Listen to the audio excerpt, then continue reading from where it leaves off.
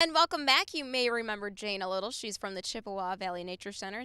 She is a naturalist there. And this morning we're talking about maple syrup. And you said this kind of weather is actually perfect for maple syrup. Yeah, I mean, everyone's complaining about it turning cold again, but this is exactly what we need. Maple syrup is best produced when the temperatures are in the 40s or 50s during the day and then dropping back below freezing at night. So, all right. Well, why don't you show us what kind of maple tree is prime to be tapped for maple syrup? Okay.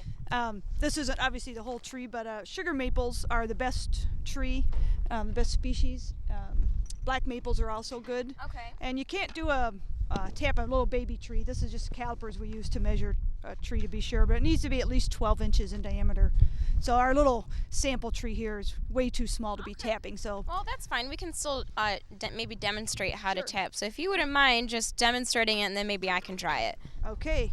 Notice we're not going to use a power tool, so neither of us will get hurt. If you could actually put one hand. Can you do this at the Nature Center too? We tap trees with the school groups that come in. I need to raise it up just a little bit so I don't whack my hand. The kids get the tap, and we will be doing some more tapping all through the month of March. On the 17th is our Maple Syrup Day. You can come out and see us tapping some then. Can you bring your own waffles, or are they? Actually, we're having a pancake breakfast as part of it, so you don't need to. Okay. Yep. So how far do you have to drill into you drill in about 2 1/4 inches. Okay. And then on a real tree by now you'd be getting some sap. I'm going to go ahead and pull this out. Okay. So how do you collect the sap though? And then it's best to use a little brush to kind of clean out the hole. And then if you had and this is the final that's product? the final product. That's Michigan made maple syrup, and this is some maple syrup, different grades that you can get. The lighter grades are actually considered the fancy, but I've never seen them, so that's probably why. A lot of people like the darker, a little more flavorful. Well, coming up, we're going to talk more about signs of spring, myth versus truth. So thank you, Janet, for making us some maple syrup. How about that, guys? You in the mood for some breakfast? No, we need is pancakes. Right. All we need is a pancake. It was very interesting discussion there, Janet. Thank you for setting that up.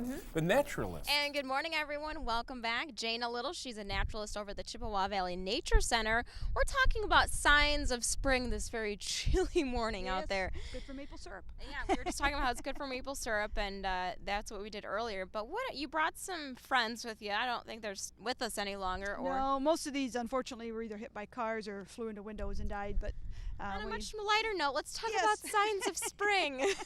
Some of these are birds that people see and think spring has arrived, and some actually do mean spring has arrived. Okay, so which one do you want to start with? The big owl? Sure, let's start with the big owl. He's for a great horned owl, spring actually starts in February. We've got one at the Nature Center that's been on a nest since mid-February. Wow. And we expect to see baby owls next week. Wow. It's a nest you can see from the visitor center of the Chippewa Nature Center.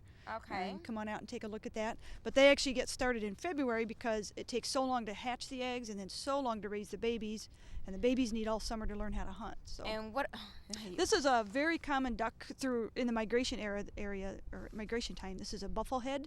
You'll see them by the thousands out on the Saginaw Bay and some area lakes. So are robins kind of like a misnomer? Or yeah, robins used to be a good sign of spring, but they are more and more. Robins and their cousin the bluebird are staying up north through the winter and eating some of the, unfortunately, invasive exotic species like glossy buckthorn. So interesting. You don't necessarily say, oh, spring's here when you see your first robin. But the red-winged blackbird is still a pretty sure sign, and by golly, they've been seen this week. So. Well, thank you for sorting that out for us, because I think a lot of people send me pictures of robins, which is fine. That's I love seeing your pictures in the morning. So keep on sending away, and now you can keep your eyes out for some more signs of spring, guys. Oh, Janet, I can't wait. It looks good out there. Have Scott take a picture of the sunrise out there behind and here is a sure sign of spring. Yeah. Check out the sunrise in the background. It's beautiful. The sun's coming up during our show. We love it. And she's very interesting. We got to have her back, the naturalist. Oh, yeah, we love her. We had her on a ton last summer in spring, so we're excited. Hey.